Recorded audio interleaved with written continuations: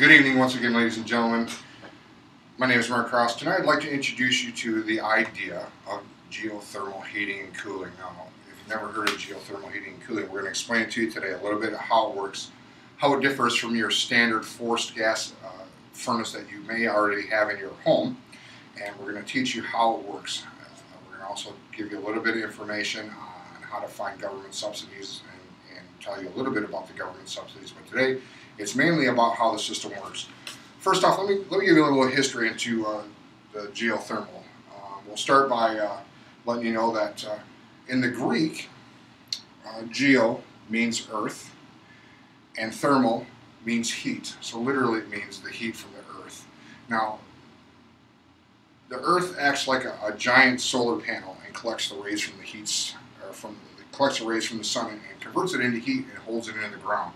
5 to 10 feet below the ground, it maintains a constant temperature of 50 to 60 degrees. Okay? The main part of the geothermal heating system is the heat pump. Now that was invented by Lord Kelvin back in 1852, and it wasn't popularized again until the 1940s. Okay? Like I said, the first 10 feet of the earth is like a giant solar panel. Okay, it maintains that temperature between 50 and 60 degrees year round. So here's how it works. The way the system extracts heat is by burying polyethylene pipe. Okay, it's just plastic pipe and they bury it into the ground. Now what they pump through that is propylene glycol, your standard everyday heating and cooling fluid for your vehicle, also known as radiator fluid. Now what they do is they take that and they pump it into the ground. Okay, through the polyethylene piping, through what's called a closed earth loop, okay, which allows the propylene glycol to gather that heat that's buried 5 to 10 feet below the surface. Now, what it does is it pushes the propylene glycol out of your house. Okay, now the unit inside your house pulls the ambient air out of your home, condenses it into a gas, pushes it into the polyethylene piping and the glycol, sends it out to the earth, into the earth, and it cools it down to between 50 and 60 degrees. Now brings it back into the house, okay, and heats it back up through compression system and through a heat exchanger, and then blows that heated air into your house. Now, how that differs from your typical forced gas heating system furnace is a forced air furnace gathers ambient air from outside. Now, in the colder northern regions like where we live, that temperature can sometimes reach 10 below zero. Now, what that does is it inhales it into the machine, takes it into their burner system, the gas burner. Now, it has to heat that ambient temperature, sometimes of 10 degrees or better. It has to heat it to whatever your thermostat calls for, approximately 70 degrees, or what most people keep it at, and that's where the energy costs go skyrocketing, because now you're heating minus 10 degree air all the way up to 70 degrees, and now that's wasted time, wasted heat, and wasted money. The geothermal heating system, what I'm going to do is I'm going to show you here.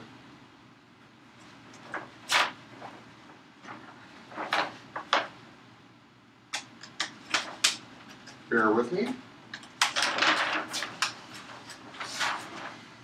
Like I was saying earlier, the sun heats the ground. Approximately 5 to 10 feet of the earth soak up that heat, okay, at approximately 50 or 60 degrees. How the unit works is the unit sits in the basement. It takes the lines, the earth loop that we spoke about. This is buried underground 5 to 10 feet.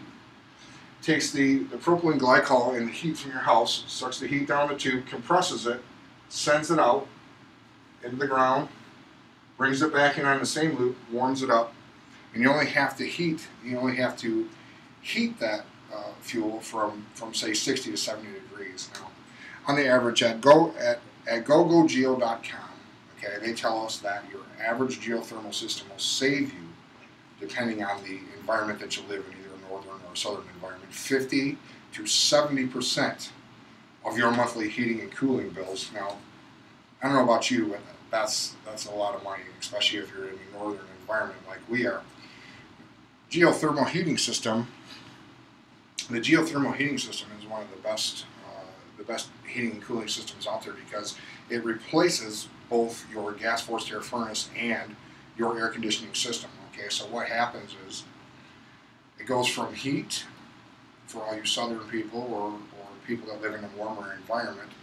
It takes and works in reverse. The whole system works in reverse. So what it does is it takes the hot air out of your house, sends it out, sends it back into the ground, lowers it to 50 or 60 degrees, brings it back into the house as that cool air, and it goes across the heat exchanger and the blower.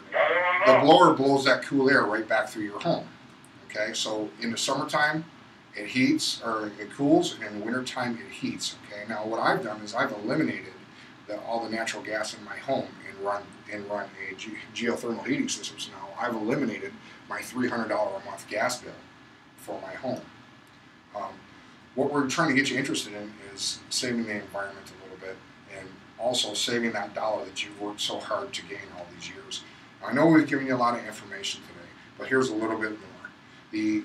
According to the Times Herald, at timesherald.com, the average geothermal heating system for a 10-watt system costs approximately $11,000. Now, with the savings that they have and also government incentives up to 30% tax deferment or rebate for installing the system, okay, your average system will take 7 years to pay off. Okay, but over that 7 years, if you add in maintenance and almost no maintenance to the system and no parts breakdowns because it's a simple system like that, your payment now gets reduced to 5 years. Now, $11,000 may sound like a lot, but when you're looking at a system that will last over 30 years as opposed to the standard gas forced air furnace that only last 10 to 15 years and a little bit longer if you take care of it with some minor maintenance, then this system, hands down, is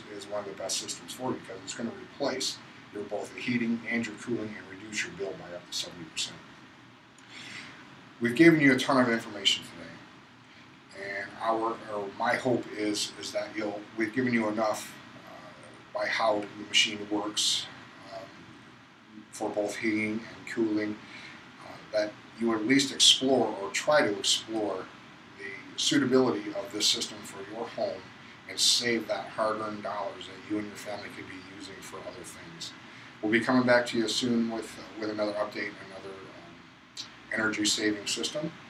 For now, I thank you. Thank you very much.